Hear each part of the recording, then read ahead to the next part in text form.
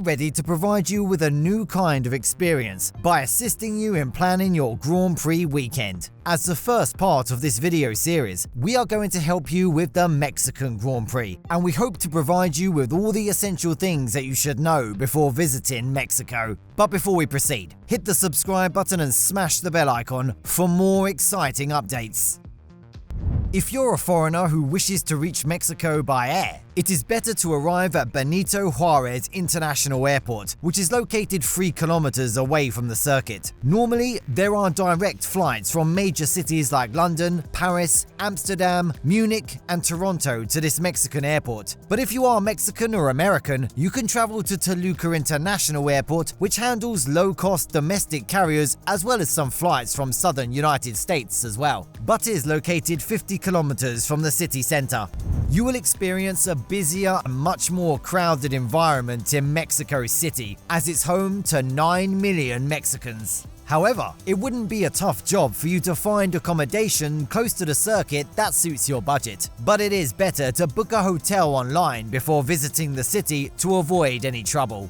Even though it is not a street circuit, Autodromo Hermanos Rodriguez is one of the most centrally located events of the F1 calendar. It is just 5 kilometers away from the historical center of the Mexican city, and all the methods to access there are much busier. However, there are a variety of logistic options like metro, public and private bus networks, trolley buses, Ubers and taxis that you can select based on your traveling budget. For a trip of any distance within the Mexican City area, Metro will charge you around 5 pesos, and you can buy your tickets from kiosks available at any station. It's a good idea to buy several tickets at once if you need to avoid long queues. Based on your hotel or motel selection, you can reach there on foot, avoiding much crowded buses and trains while enjoying the culture of the city. Unfortunately, race organizers don't offer you any parking facilities around the circuit. This may mean you have to select any public transportation option to get there. Preferably a metro or taxi is a good option. Normally, free bus services are available around the perimeter of the circuit to travel from one gate to another without walking. In order to make it easier for fans to identify their permitted areas properly, Autodromo Hermanos Rodriguez has been separated into colored zones, and you need to identify your zone properly before entering. There are no accesses from one zone to another from inside, and you need to remember to buy the tickets of the same zone if you wish to visit there as a group. Here are the colored zones, entrance gate numbers, and metros to reach there. Yellow zone includes grandstands 9, 10 and 11, skybox, trackside box, and speed lounge. You can enter these using gates numbers 13 and 14. F1 fans can use the UPII CSA Metro bus to get there.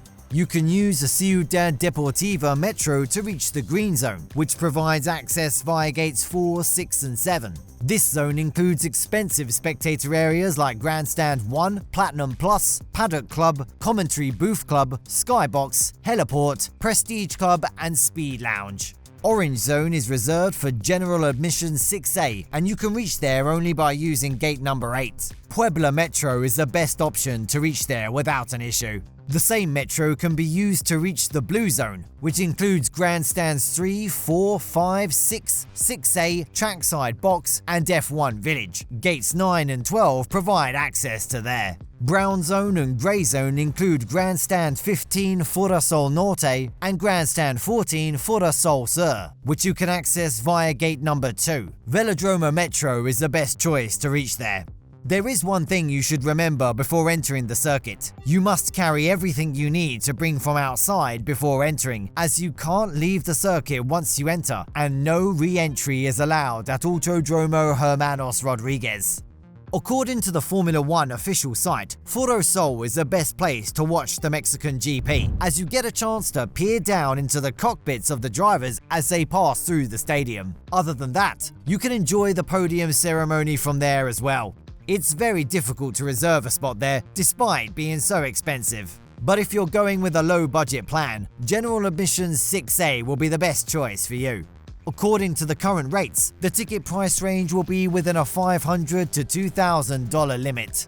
If you're a foreigner and not visiting only to watch the race, there are so many tourist attractions within the Mexican city you can reach using low-budget traveling options like metro, train, or taxi. You can visit Plaza de la Constitución, which includes some masterpieces of the Mexican architecture that developed over centuries. This historical location is bordered by the Cathedral Basilica of St. Augustine, Trinity Episcopal, and the Government House. The plaza faces the Bridge of Lions and features a central pavilion used for city events, private events, and live entertainment. You will need more than a day to cover all these locations, but you can capture a few photos within 2 or 3 hours to remember your journey to Mexico.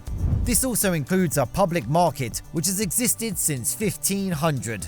If you love to see the remnants of Aztec and Mayan civilizations, then you can plan a visit to the National Museum of Anthropology, which is situated 10 kilometers away from the circuit. This contains a rich collection of artifacts and needs 1 to 2 hours to see at least the most valuable things of this collection.